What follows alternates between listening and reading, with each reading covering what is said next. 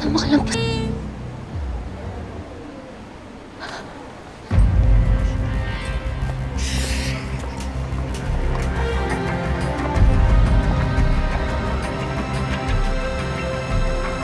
Boy, may nakita ka bang babaeng nakapulang jacket?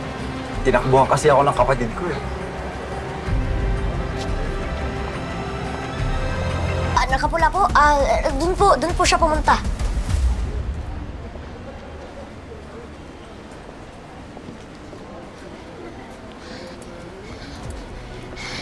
Salamat Akala ko ituturo mo na ako eh.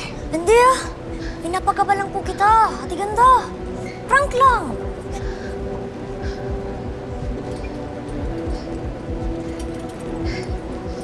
Ito. Oh.